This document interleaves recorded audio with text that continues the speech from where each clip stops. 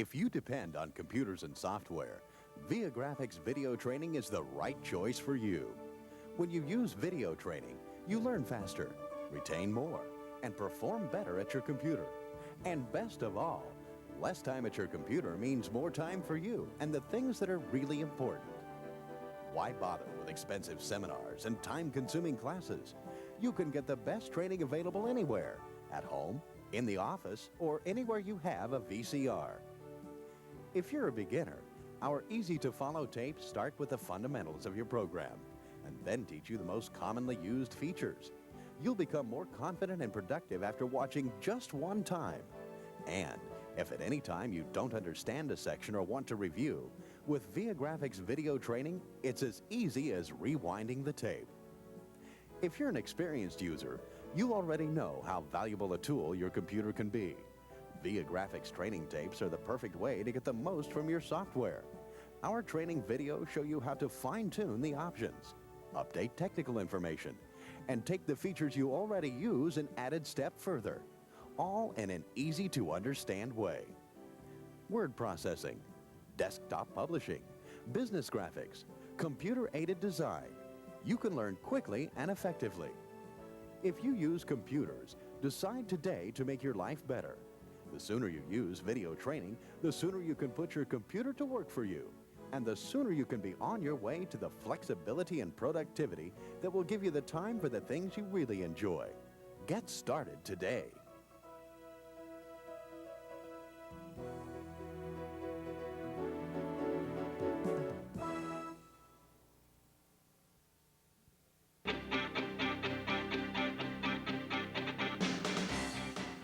Now, more than ever, keeping up with the world means keeping up with computer technology and software. ViaGrafix, the leader in video training services, is proud to present this video tutorial. Now your instructors, Kurt Gordney and Kim Wilson.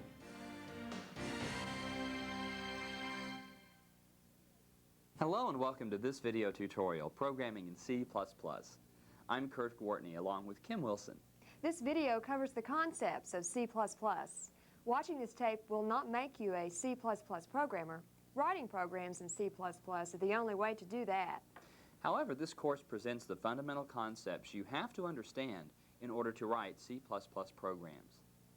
In this video, we assume you have some knowledge of the C programming language. If you are not familiar with the C language, you can still learn from this tape. To learn more about C, refer to the ViaGrafix tutorial, Programming in C. You don't have to memorize the syntax and format of every C++ statement as you work through the examples. You can consult the manual later for that. Instead, remember the functions of the various statements and the context in which they can be used. Then, when you write your own programs, you will know which statements to use and how to use them. You can use the manual anytime if necessary for the precise syntax of a command. While watching, if you don't fully understand a concept, rewind the tape and watch the section again. If you don't completely follow the way a program segment works, pause the tape and examine the program listing for a few moments before retrying the section. In this video, we are using Microsoft C++. The material we cover applies to most versions of C++, including Borland's. As you may know, C++ is an enhancement of the C programming language. Even the name C++ means C incremented by 1, implying that C++ is 1 better than C. For the most part, C++ is a superset of the C language. Most features are supported by C++. In addition, C++ enhances many of the existing options of C and provides many new features. One of the new features of C++ is the use of streams for input and output. For example, this program, sample1.cpp, included on the ViaGrafix learning disk, asks for the input file name, assigning it to the string fname. We'll run this program and then take a closer look at it. And here we see the file name.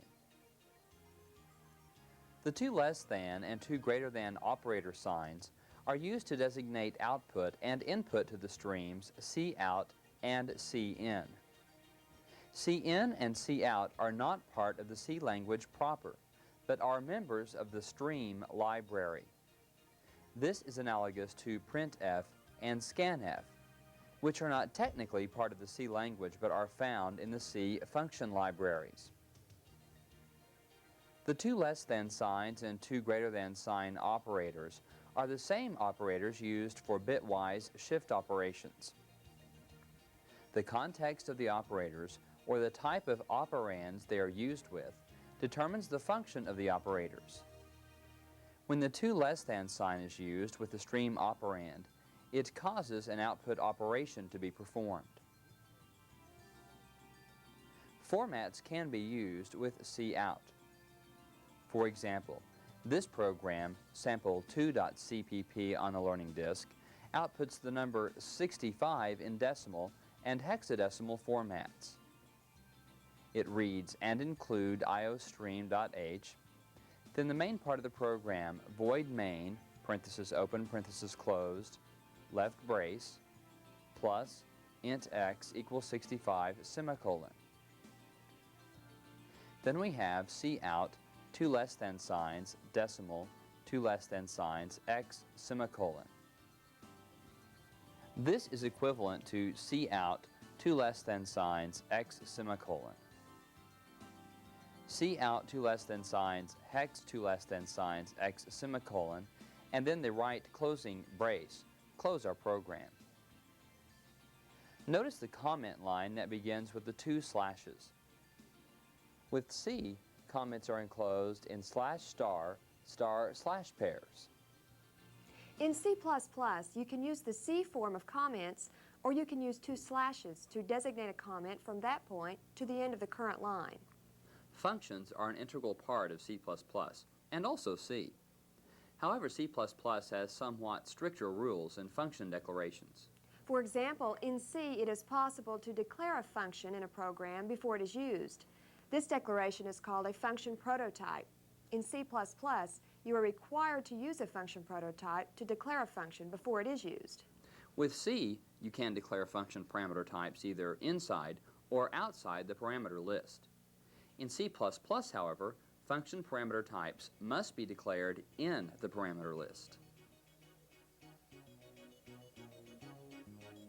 We're showing the file sample3.cpp from the learning disk.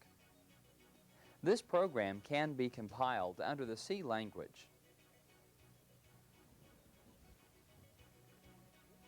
In C++, we must add a function prototype and declare the parameters x and y to be the type float in the parameter list.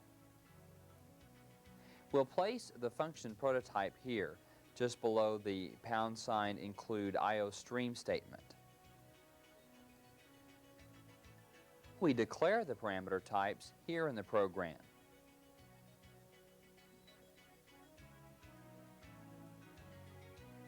We'll enter float height, parenthesis, float x, comma, float y, parenthesis, semicolon.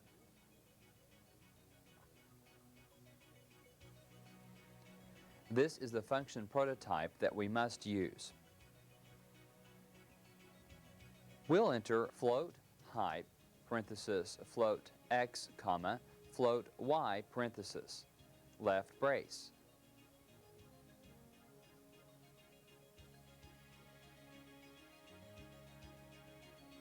We also could use the printf statement instead of the cout form.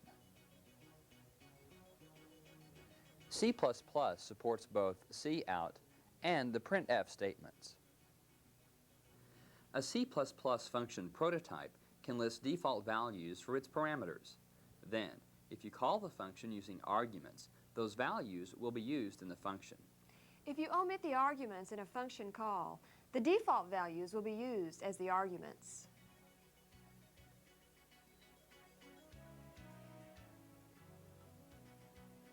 This prototype provides default values for the three parameters, int x, int y, int z.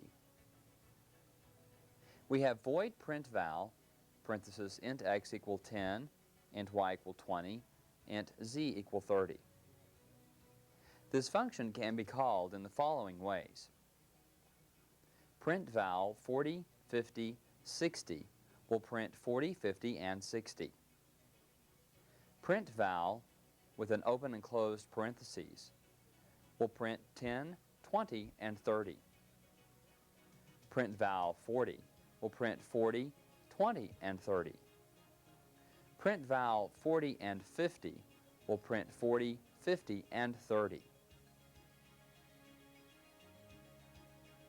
Notice that whenever we enter an argument, that argument is printed in place of the default value. Whenever we do not enter a number in the argument, then that default value is printed. This function cannot be called in this way: print val, comma, 50. If an argument is omitted, then all arguments to its right must also be omitted. In C, variables must be declared at the beginning of a block. In C++, variables can be declared anywhere as long as they are declared before they are used. This makes it possible to use declarations like this. For int j equal 1, j less than or equal to 50, j++.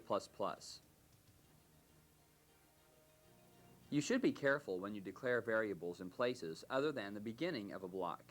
If you have variable declarations scattered throughout your program, the program will become difficult to read and difficult to maintain. In C++, there is a scope resolution operator, the double colon sign. We can use this to reference a global variable when there is a local variable by the same name. For example, the following program, sample5.cpp on your learning disk, outputs 10 and 20.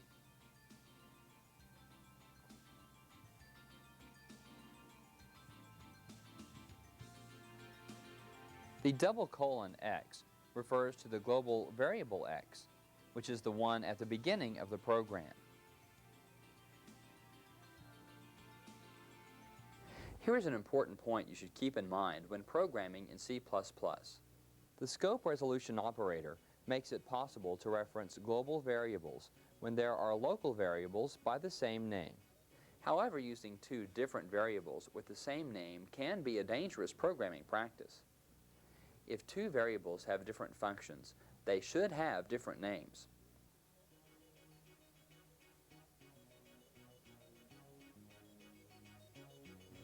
C++ provides the inline function qualifier to produce inline functions in the compiled code. This means that each function call causes a copy of the function to be inserted in the object code of the program. If you call an inline function from 20 places in your program, 20 copies of the function will be inserted into your exe file. An inline function can mean faster execution time with a trade-off for space. The inline qualifier is typically used with small functions that are not called from many places, and also with time-critical functions.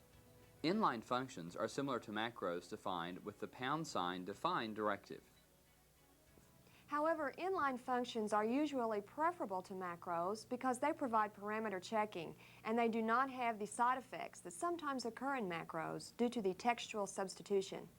Even if you want a function to accept more than one parameter type, you can still use an inline function rather than a macro.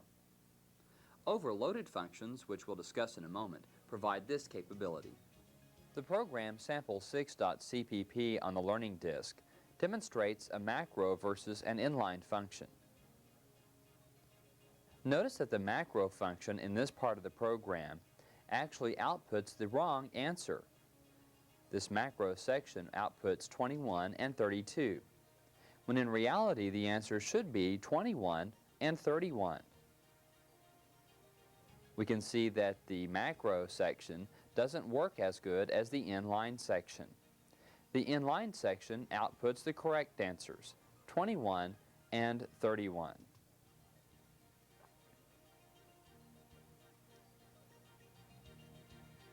The constant qualifier is used to declare variables to be constant values, so they cannot be changed. C also supports the const qualifier, but with C++, constants are more flexible.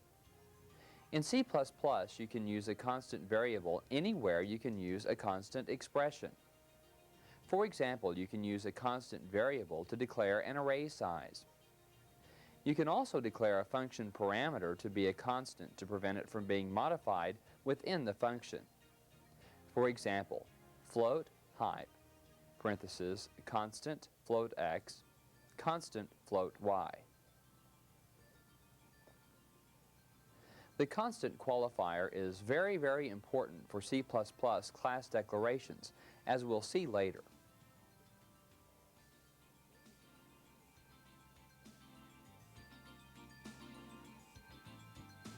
Function overloading is an important feature of C++ that allows you to use functions that operate a variable number and type of parameters. Overloaded functions are actually different functions with the same name that differ in the number and type of their parameters. For example, we can write a function to calculate the distance between 2 points using integer coordinates, a function to calculate the distance using float coordinates, and a function to calculate the distance using double type coordinates. In C, this would require 3 functions with 3 different names, but using C++, we can write all 3 functions using the same name. The compiler can then tell the difference between the functions by comparing the number and type of arguments. For example, let's write a pair of functions called search that search for the first occurrence in a string of a string or a character. In C, we would use the function string str to search one string for another, and string chr for string character to search a string for a character. In C++, we'll overload the function search to perform these searches. This section of program is on the learning disk as sample7.cpp. It begins with character, star or asterisk search, parenthesis, character, star target, comma, character, star ID, close parenthesis, semicolon. This is for the string search. Character star search, parenthesis, character star target, comma, character ID without an asterisk or star, searches for the character string. The next line is void main with empty parentheses. Next is the character name with empty brackets equaling quotation mark A, B, C, D, E, F, G, H, I, J, K, L, ending quotation mark, semicolon. Next is character A and 21 in square brackets, semicolon. Then character C, semicolon. The next line reads character asterisk or star PTR1, comma, star PTR2, semicolon. Next we have string copy, strcpy, and then name, comma, and ABCDEFGHIJKL in quotation marks. This part of the statement is in parentheses. The next line is also a string copy line, A, comma, GHI. Then we have a PTR1 statement equaling search name, comma, A. The next line reads C equal G. PTR2 equals search name, comma, C is our next line. We have now made pointer 1 equal to pointer 2. The next part of our program segment reads character star search, parenthesis, character star target, comma, character star ID. Left brace.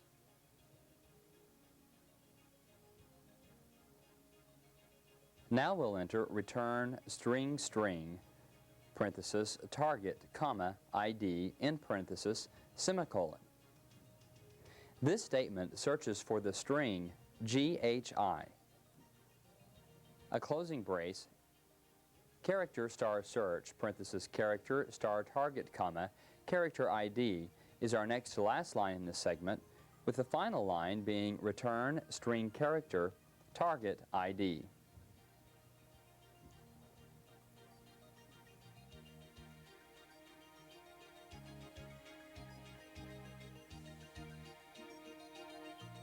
A reference is a new type of variable supported by C++. A reference is actually an alternate name for a variable. For example, this declaration defines two names for the same variable, normal and alias. Int normal, int and sign alias equal normal. The AND operator identifies the name alias to be a reference. The first statement declares normal to be an ordinary integer variable. The second statement declares alias to be a reference variable referring to the variable normal. In the program, the names normal and alias can be used interchangeably. They refer to the same address in memory. A reference is not a copy of the variable to which it refers. It is the same variable with a different name. Let's look at this program segment using normal and alias.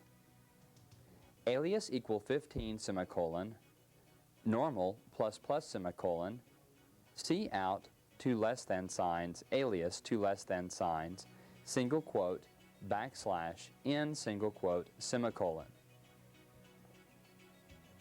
With this program segment, the value 16 should be output. A reference may seem like a simple idea at this point, but it is very important and widely used in function parameters of C++ and in building C++ classes. Let's examine references in more detail.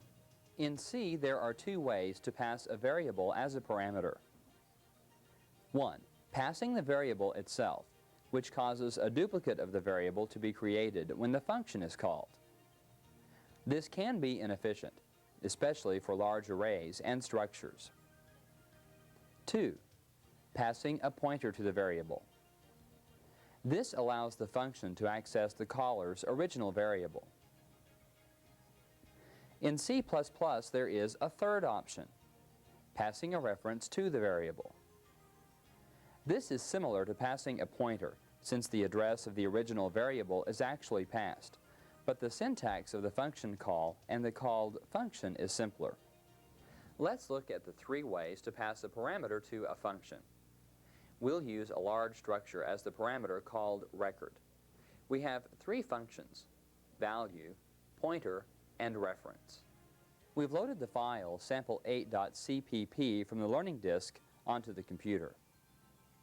It's important to read the comments associated with this program. It will help you figure out exactly what we're talking about in our three functions, value, pointer, and reference. In the void main section, we see that we pass a copy of the variable, pass the address of the variable, and pass a reference to the variable. At the end of the program, and also near the beginning, we see that we have called by value, called by pointer, and called by reference. The call to the function value makes a copy of the parameter and passes it to the function. The call to function pointer passes the address of the record, as does the call to the function reference. Using a reference parameter allows us to use a cleaner syntax because we can skip the AND in the function call. And we don't have to use the hyphen greater than symbol within the function to address the structure members. When a reference is passed to a function, the original parameter can be modified by the function if the reference parameter is not declared with a constant qualifier. This can be misleading to people who read the program and assume that the function call without the AND on a parameter designates a call by value. You should document your program well to guard against this, or use pointer parameters for those that may be modified by the called functions. A reference can be used as a return value from a function. This makes it possible to use a function on the left side of an assignment statement. This can be used in dynamic memory allocation, operator overloading, and conversion functions. It is important not to confuse the AND sign used as a reference operator with the AND sign used as an operator to take the address of a variable. When AND sign variable is preceded by the name of a type, it represents a reference declaration. Otherwise, the AND sign means the address of the variable.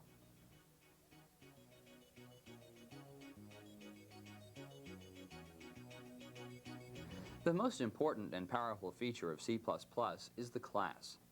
A class is a user-defined object consisting of both data and function definitions. Classes are the building blocks of object-oriented programming. In our discussion of C++ classes, we'll define a class for dates and date manipulation. Before we do this, let's define a structure for dates in C. We'll define the structure with this program segment. Struct date, left brace, int month semicolon, int day semicolon, int year semicolon, a closing brace, and a closing semicolon. To store a date in our structure, we can use the assign values to the structure members. Struct date bdate semicolon, bdate dot month equal 11 semicolon, bdate dot day equal 23 semicolon, bdate dot year equal 1955 semicolon. If we want to print the date, we cannot print bdate by passing it to printf. We have to print the structure members individually. This method for printing is incorrect. Printf, open parenthesis, quotation mark, %2d slash, %2d slash, %4d backslash n, close quote, comma, bdate, close parenthesis, semicolon.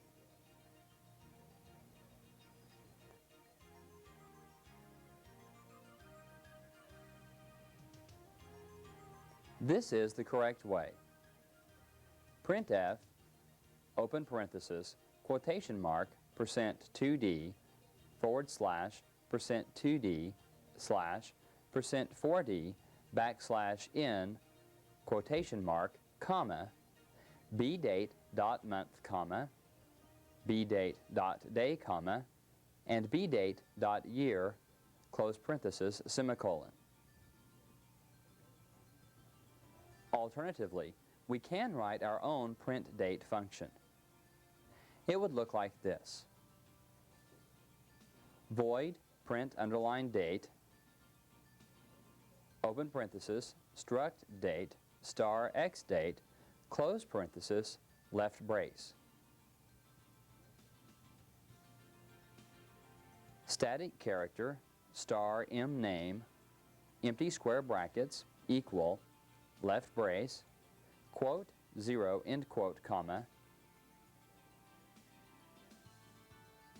then the months January, February, March, April, May, June, July, August, September, October, and November and December, all enclosed in quotes and separated by commas. And then the closing brace. Our last statement is printf, parenthesis, quote, %s, comma, %d, comma, %d, quote, comma, name, square bracket, x date, hyphen, greater than symbol, month, square bracket, comma, x date, hyphen, greater than sign, day, comma, and x date, hyphen, greater than sign, year, close parenthesis, semicolon, and then the closing brace.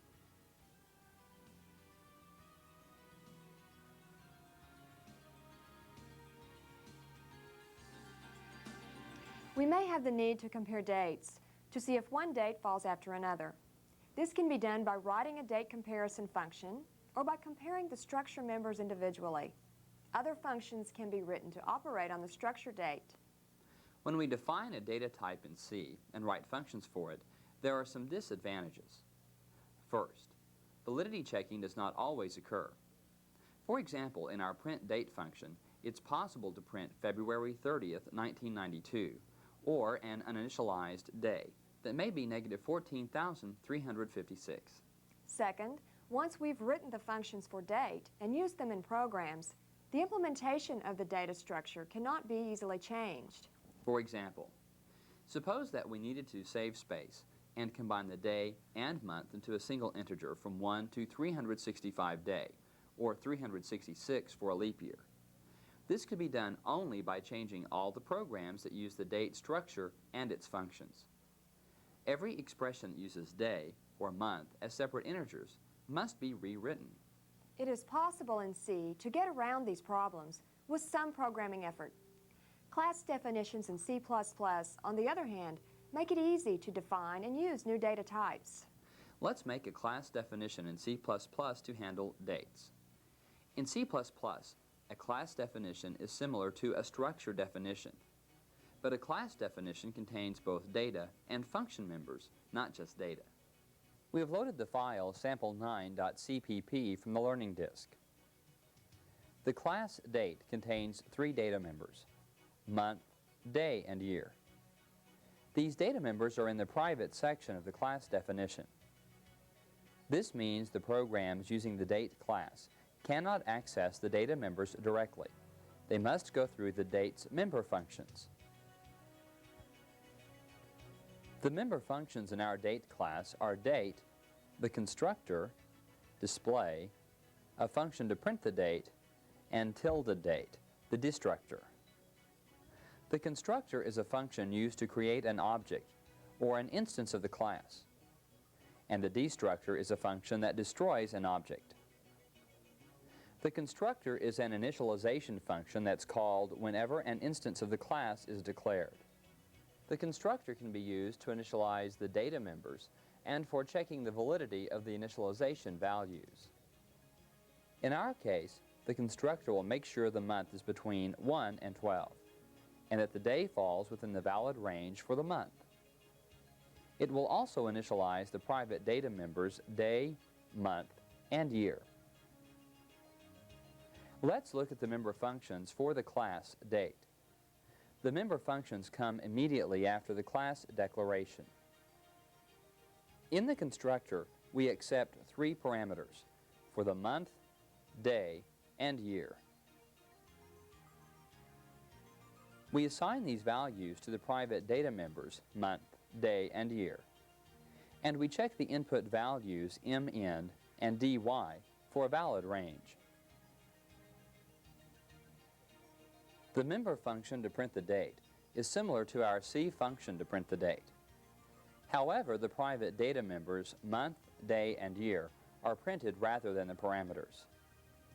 The validity of these variables has been checked in the constructor, so we are assured of having a legitimate date.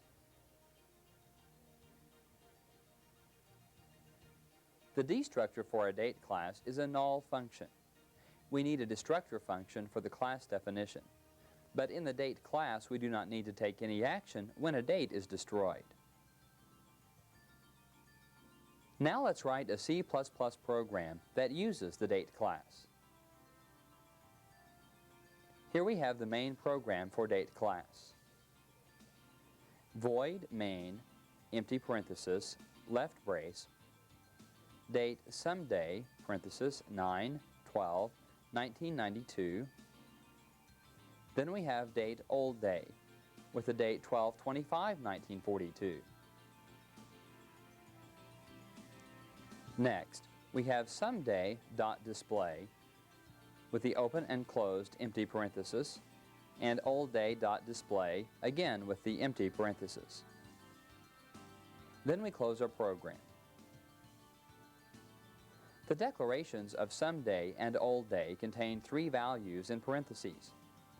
These are the parameters passed to the constructor function of the date class. The syntax of the function calls to the display member function is new to C++. In C, we used this form to display the date: print underscore date, parenthesis, and date, close parenthesis, semicolon. However, in C++, we use this form: someday.display, parenthesis, open and closed. The someday means we are referring to the object someday, and it's to be used in the call to the member function display. This seems to imply that there is a copy of the function display for each object of the class date, but that's not true. The same code for display is used for all the objects of class date. Only the data members of date are duplicated for each object. In a class definition, we can have member functions and data in the private and public sections of the class. In our date class, we place the data in the private area. This makes it easy for us to make modifications to the data structure without affecting programs that use our class. Since the date is not used as parameters in the call to display, we can completely change the structure of the data without having to modify our calling program. Member functions that are used only within the class can also be placed in the private section of the class definition. The public area can be thought of as the user interface of the class, even though it is actually the programmer who uses it. In our date class, each date object is initialized when it is declared. This is not very flexible because it is likely that we want to assign a date at runtime. We need to have access to the data members. We can do this in one of two ways. We can place the data members in the public area of the class, in which case they would be accessed much like a C structure. Or we can write a function to assign values to the members. It's usually better to write a function to access the members, because this insulates the main program from the internal structure of the data. Also, things such as validity checking and type conversion can be added to the member access functions. Let's add member access functions to our class that get and set the month, day, and year. We see the member access functions in the middle here. First, we get the month, the day, and the year. Then we set the month, the day, and the year.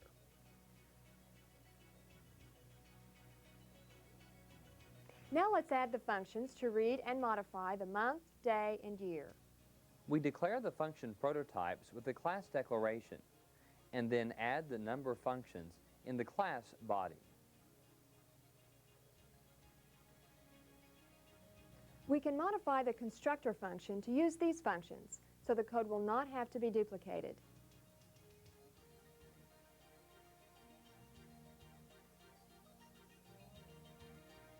Our constructor requires that an initial value for the month, day, and year be specified whenever a date object is declared. We can remove this requirement by overloading the date constructor and adding a function with no parameters.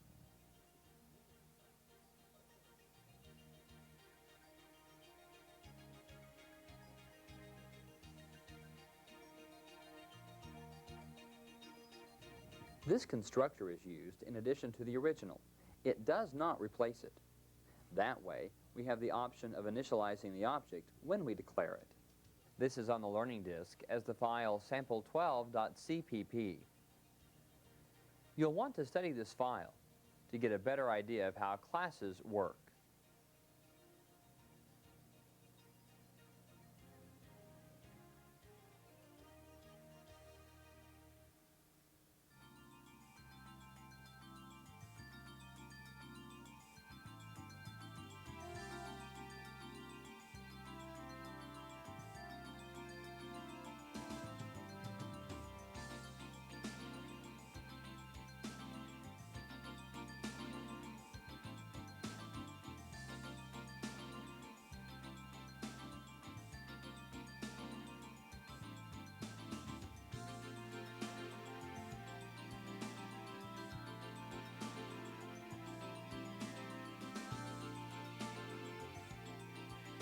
Now let's look at a program that uses our date class.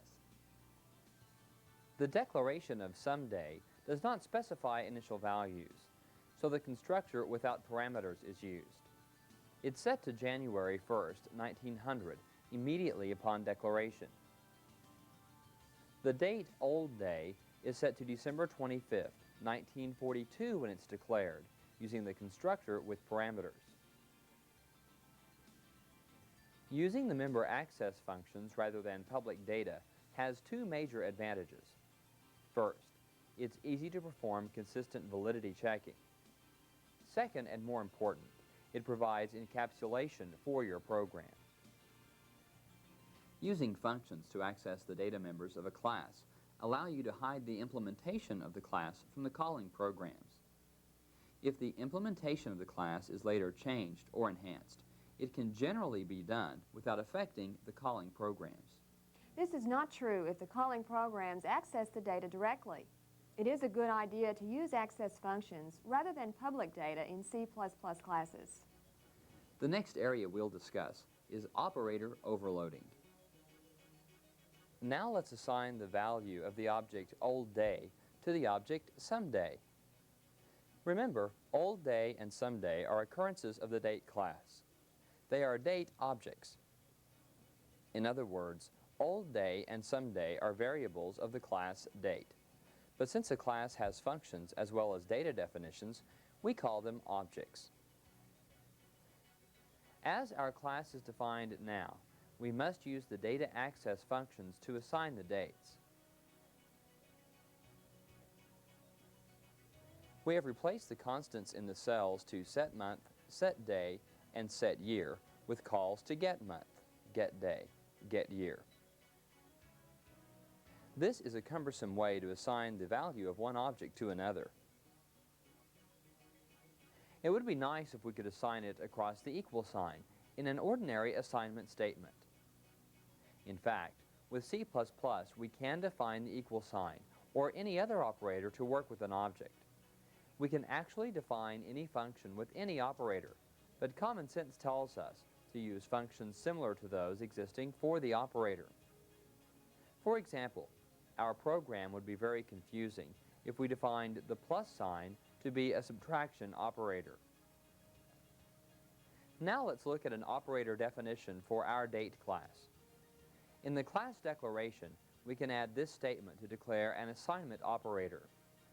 Date operator equal parenthesis date parenthesis closed semicolon. This is the prototype for the date assignment operator equal. The keyword operator followed by the equal sign means that we are defining the operator equal. The first date is the data type of the result of the operation. The second date is the operand, the data type of the object, to the right of the equal sign. In the body of the class definition, we define the operator much like we do the member functions.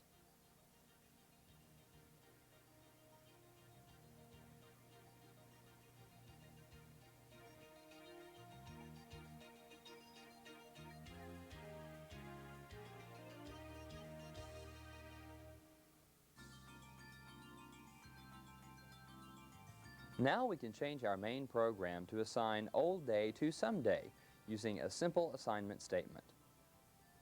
This is not only easier to write, but the assignment is recognized at once by nearly anybody reading the program. Now, if we run the program, it will display December 25th, 1942 twice, once for someday and once for old day. Microsoft C++, Borland C++, and most other implementations of C++ come with extensive class libraries. You can use these libraries in place of or in addition to the C++ function libraries. For example, Microsoft C++ comes with an extensive foundation class library for Windows programming, which greatly simplifies programming C++ for Windows. As we said at the beginning of this tutorial, you won't be a C++ programmer after watching this one tape. However, you should now understand the fundamental concepts you need to know in order to write C++ programs. Don't forget that you can rewind the tape to review any of the programming sections. Also, most of these programs are included on the ViaGrafix Learning Disc, so you can take your time in reviewing them. That concludes this video tutorial, Programming in C++. We at ViaGrafix would like to thank you for choosing our company for your computer training needs. Remember, if you plan to learn C++ or any other computer software, there is no better way than through video training from ViaGrafix.